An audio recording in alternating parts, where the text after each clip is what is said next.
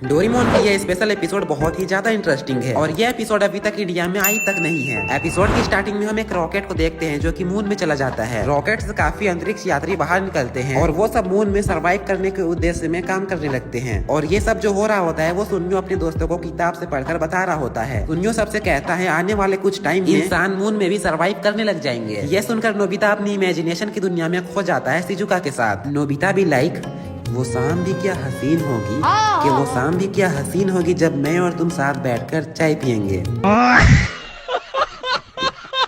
वो लोग मून में जाने की बात कर ही रहे होते हैं तभी डोरेमोन उनसे कहता है हम लोग अभी भी मून में जा सकते हैं। ये बोलकर डोरेमोन अपने पॉकेट से एक स्पेसशिप बाहर निकालता है और डोरेमोन सबको स्पेसशिप के अंदर ले जाकर दिखाता है इसके मदद से हम लोग कोई भी प्लेनेट पे या मून में जा सकते हैं। और फिर डोरेमोन स्पेसशिप के सेटिंग को मून में सेट कर देता है। फिर वो लोग बाहर निकलकर मून में जाने की बात कर ही रहे होते हैं तभी वहाँ पर जियान आ जाता है और जियान अपने साथ बहुत सारा सामान भी लेकर आता है। जियान सबसे कहता है आज मैं कॉन्सेप्ट करने वाला हूँ जिसके लिए मुझे यहाँ पर प्रिपरेशन करना है। तभी उसकी नजर डोरेमोन के स्पेसशिप पर जाती है और वो तुरंत ही स्पेसशिप के अंदर चला जाता है। और कमाल की बात तो ये है कि जियान अपने बॉक्स डोरेमोन के स्पेसशिप के हैंडल में रखता है जिससे कि स्पेसशिप का हैंडल नीचे गिरने लगता है। और जैसे ही स्पेसशिप ऑन होने वाला होता है नोबिता भागते हुए स्पेसशिप को ऑन होने से बचाने के लिए अंदर चला जाता है बट तब तक लेट हो जाती है और स्पेसशिप ऑन हो जाता है। स्पेसशिप का गेट ऑटोमेटिक ही बंद हो जाता है और डोरेमोन का स्पेसशिप टेक ऑफ करने के लिए रेडी हो जाता है। और देखते ही देखते डोरेमोन का स्पेसशिप ऑटोमेटिक ही टेक ऑफ कर लेता है और अब नोबिता और जियान सीधा मून की तरफ जाने लगते हैं। नोबिता बहुत ही ज्यादा घबराया होता है क्योंकि उसे पता था कि हमारे पास कोई भी स्पेस सूट नहीं है और बिना स्पेस सूट के हम लोग मून पर सरवाइव नहीं कर पाएंगे। बट जियान काफी चिल्ड और कूल होता है जैसे उसे कुछ फर्क ही नहीं पड़ रहा होता है। नीचे हम लोग डोरेमोन, शिजुका और सुनियो को देखते हैं जो उन दोनों के अचानक वहाँ से चले जाने से काफी घबराए होते हैं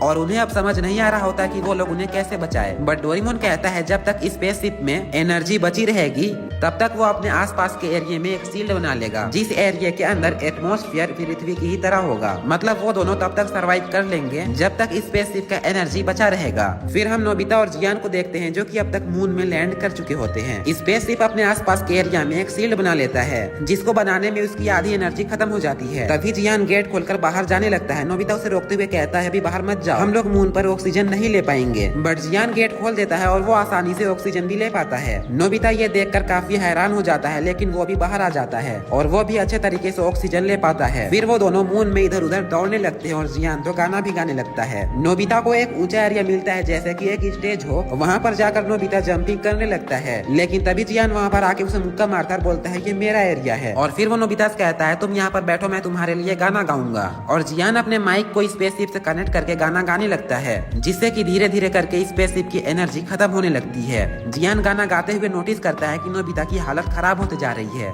नोबिता को अब ठंड लगने लगता है क्योंकि स्पेसशिप की एनर्जी खत्म होने की वजह से टेम्परेचर अब नॉर्मल से माइनस में जाने लगता है और ऑक्सीजन की मात्रा भी कम होने लगती है। जियान नोबिता को उठाकर स्पेसशिप के अंदर ले आता है। तभी हम लोग डोरेमोन और बाकी सबको देखते हैं। डोरेमोन एक पैडल से चलने वाला स्पेसशिप बाहर निकालता है। जिस स्पेसशिप को पैडल मारना पड़ता है तभी वो मून तक जा सकता है। क्योंकि डोरेमोन के पास लो बजट था तो उसने इमरजेंसी में यही खरीद लिया था। अब डोरेमोन, सुनियो और शिजुका पैडल मारकर जियान और नोबिता को बचाने के लिए मून तक जाने लगते हैं। वो लोग उनसे कांटेक्ट करने की भी कोशिश करते हैं लेकिन जियान के गाने की वजह से डोरेमोन का कांटेक्ट करने वाला गैजेट भी टूट जाता है। सो अब वो लोग उनसे कांटेक्ट भी नहीं कर सकते हैं। फिर हम जियान और नोबिता को देखते हैं जो कि स्पेसशिप के अंदर बैठे होते हैं। उन दोनों की हालत अब धीरे धीरे और ज्यादा खराब होने लगती है क्योंकि स्पेसशिप की एनर्जी इमरजेंसी में आ जाती है और अब उसकी एनर्जी किसी भी टाइम में पूरी तरह से खत्म हो जाएगी। नोबिता को अजीब अजीब ख्याल आने लगते हैं और वो दोनों बेहोश होने से बचने के लिए नोबिता जियान से कहता है क्या तुम मेरे साथ कैश क्रेडल खेलना चाहोगे। और जियान पहली बार नोबिता के साथ कैश क्रेडल खेलने के लिए मान जाता है क्योंकि उन दोनों को अब लगने लगता है कि ये हमारा आखिरी टाइम है और आखिरी टाइम में हमें एक बार खेल ही लेना चाहिए।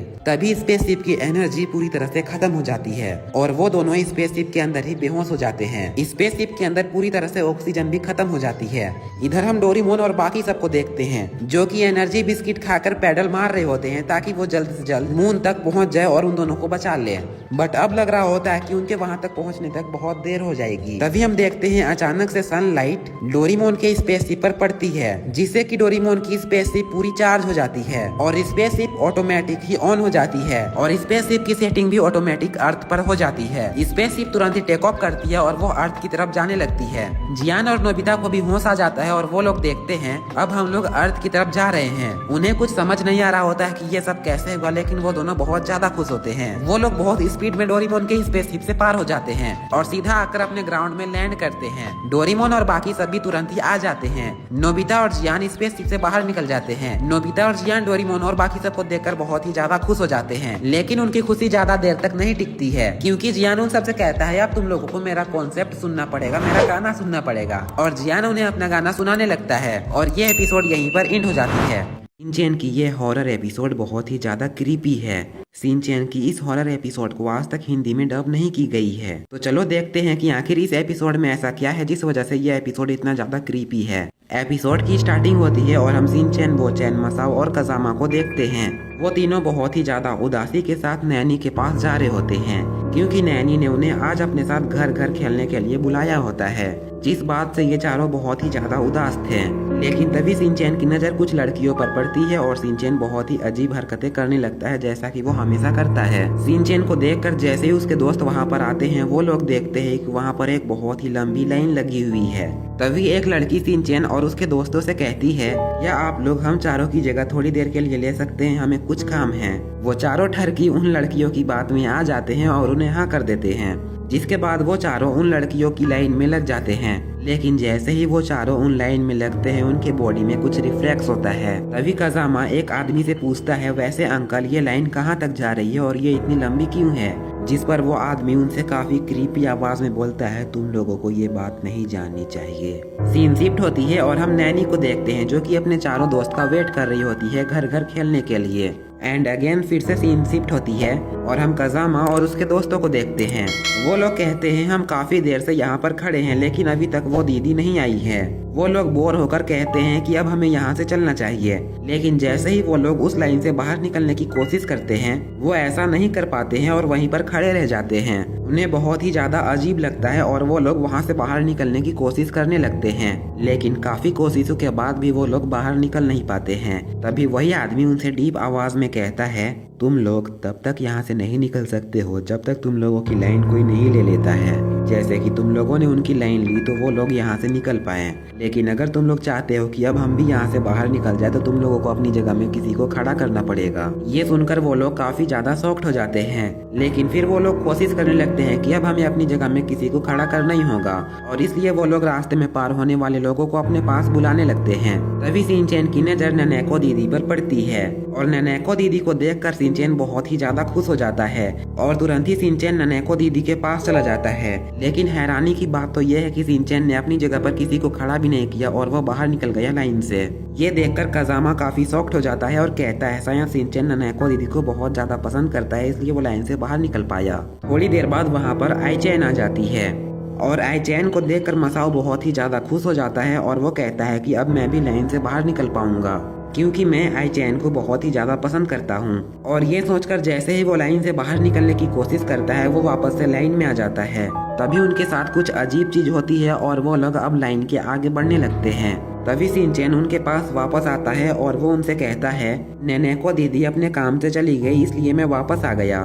तभी कजामा शिनचैन से कहता है, क्या तुम हमारे लिए मदद लेकर आए? जिस पर शिनचैन उनसे कहता है, नहीं मैं भूल गया। और फिर शिनचैन वापस से लाइन में आकर खड़ा हो जाता है।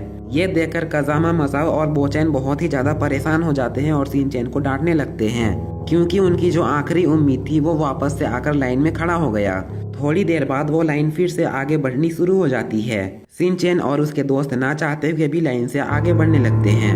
थोड़ी देर बाद वो लोग एक छोटे से घर के पास पहुंच जाते हैं, जहां पर लाइन में जितने भी लोग खड़े थे वो लोग एक एक करके उस घर के अंदर जाने लगते हैं। तभी वही क्रीपी आदमी उनसे कहता है, इस घर में आज तक जितने भी लोग अंदर गए हैं वो लोग वापस कभी भी नहीं आए हैं, और अब तुम लोग भी यहाँ पर हमेशा हमेशा के लिए कैद हो जाओगे और कभी भी बाहर नहीं आ पाओगे।